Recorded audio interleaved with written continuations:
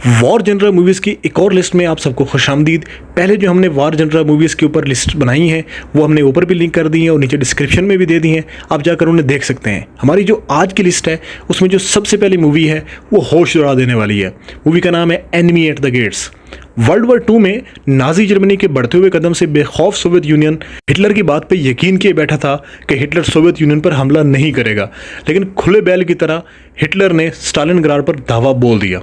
अपनी पूरी ताकत से सोवियत यूनियन को ढेर करना हिटलर का देरीना ख्वाब बन गया। एनिमी एट द गेट्स इसी दौर पर फिल्माई गई एक बेहतरीन मूवी है कि कैसे अपने लीडर के नाम पर बने शहर स्टालिनग्राड को बचाने के लिए वहाँ के अवाम और फौजियों ने 2 मिलियन जानों और बेतहाशा माल की कुर्बानी दी। वसीली इसी दौर में एक मास्टर स्नाइपर थे जिनका काम जर्मन फौजी अफसरों को मारकर जर्मन फौज में खौफ व हिरास फैलाना था। उनका निशाना परफेक्ट तरीन था और उनके हाइड आउट्स और वीएन बहुत कमाल के थे।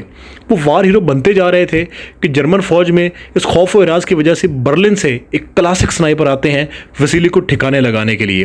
तो वो जंग जो दो नेशंस के दरमियान थी वो चूहे बिल्ली का खेल बन जाती है और मजदूर रियासत को बचाने के लिए जहाँ रूसी जान माल की कुर्बानी को नजराना पेश कर रहे होते हैं, वहीं बहादुरी कमिटमेंट की आला मिसालें भी कायम कर रहे होते हैं। ये मूवी अपने मुल्क पर सब कुछ कुर्बान कर देने के जज्बे से भरपूर है, जिसे IMDb रेटिंग 7.6 के साथ इंटरनेट पर आसानी से देखा जा सकता है। ये मूवी वॉर जनरल लवर्स के लिए एक गिफ्ट है जिसे किसी सूरत भी मिस नहीं किया जा सकता। दूसरी मूवी भी वर्ल्ड वॉर 2 पे ही बनी है, T-34। कहानी है T-34 रशियन टैंक के क्रू की जो अकेले टैंक के साथ मुकाबला करते हुए कई जर्मन टैंकों को तबाह कर देते हैं, वो भी एक गांव में। और कई टैंकों को तबाह करने के बाद लाजिम बात है जब अकेला टैंक होता है तो वो कहते हैं ना कि अकेला चना तो भाड़ भी झोंक नहीं सकता, तो लाजिम बात है कि जो T-34 होता है वो डैमेज हो जाता है जर्मन के हाथों। तो जर्मन सिर्फ और सिर्फ टैंक क्रू को नहीं पकड़ते बल्कि साथ में T-34 को भी बंदी बना लेते हैं। अब T-34 टैंक और क्रू सारा का सारा जर्मन के कब्जे में है। तो क्या क्रू और T-34 का सारी की सारी जो ज़िंदगी है और उनकी जो एंड लाइफ है वो मुकद्दर है इस वक्त कैद जर्मन्स की, या फिर वो रिहाई पाते हैं? ये तो आपको मूवी देखने के बाद ही पता चलेगा कि कैसे वो लोग जो एक वक्त में इतने क्लासिक किस्म के जो है वो क्रू मेंबर थे टैंक के, आज वो कैद की और मुसीबतों की ज़िंदगी गुजार रहे हैं। और उनका टैंक क्या वो जर्मन्स के हाथों चला जाता है? क्या जर्मन्स उसकी टेक्नोलॉजी चुरा कर वैसे ही टैंक बनाते हैं ताकि वो रशियंस को उसमें डिफीट कर सकें, या वो कामयाब हो जाते हैं वहाँ से निकलने के लिए? ये मूवी इस चीज़ के ऊपर बेस करती है। एक बेहतरीन मूवी है और ख़ुसूस तौर के ऊपर जिन्होंने फ्यूरी को पसंद किया है वो लाजिम बात है इस मूवी को भी बहुत ज़्यादा पसंद करेंगे।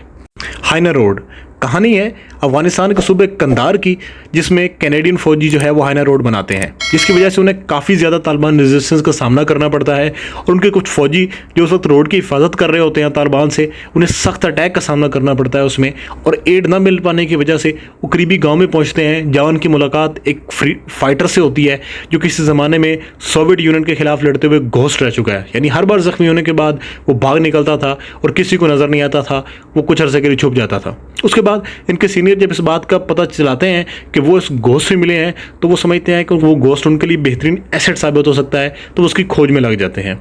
ये मूवी अफगान वार, वहाँ पर मौजूद तालिबान और लोगों की ज़िंदगी को दिखाती है और इन्वेडर्स और सेवियर्स का पोल भी खोलती है। इस लिहाज से एक बेहतरीन मूवी है जिसे किसी सूरत भी मिस नहीं किया जा सकता। नंबर 4 पर मूवी है ग्रीन जोन।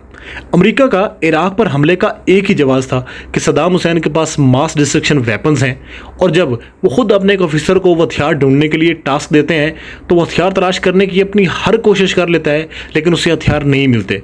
तो ये ऑफिसर इस बात को सोचने पर मजबूर हो जाता है, क्या अमेरिका ने अपनी एक चाल और अपने किरदार की तरह क्या फिर से वही काम तो नहीं किया कि किसी भी मुल्क में इन्वेड करके अपनी पपेट गवर्नमेंट बिठाने के लिए उन्होंने मास डिस्ट्रक्शन वेपन्स का ड्रामा किया? उसका एक CIA का जो उसका सीनियर ऑफिसर होता है वो भी इस बात को बताता है कि हमने सिर्फ और सिर्फ ये काम इसलिए किया है कि यहाँ पर अपनी पपेट गवर्नमेंट बिठा सके और अपनी इन्वेजन यहाँ पे कर सके। लेकिन उसे एक और सोर्स से पता चलता है कि यहाँ पे मास डिस्ट्रक्शन वेपन्स मौजूद हैं, यानी कि mass destruction weapons Saddam Hussain ने यहाँ बनाए हैं।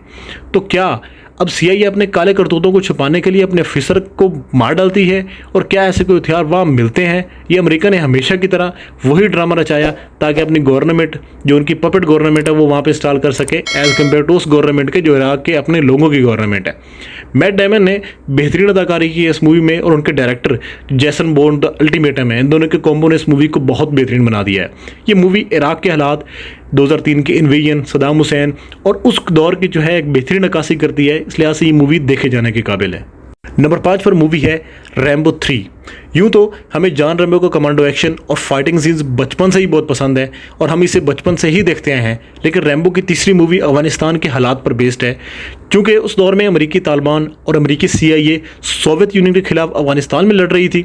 और इस दौर में जॉन रैम्बो के दोस्त और मेंटोर रशियन आर्मी के हाथों इसलिए पकड़े जाते हैं कि वो अफगानिस्तान में एक मिशन कंप्लीट करने के लिए आए होते हैं। तो जॉन रैम्बो उनको बचाने के लिए तालिबान का सहारा लेकर कैसे ये मिशन मुकम्मल करते हैं, मूवी उसी पर बेस्ड है। मूवी में तालिबान की क्रिएशन और उनके सादा लोज़ेनों को जिस बुनियाद पर तैयार किया गया उसको भी दिखाया गया है। अफगानिस्तान के 1988 के हालात देखने के लिए और एक्शन मूवी के तौर पर देखने के लिए ये मूवी काफ़ी अच्छी है।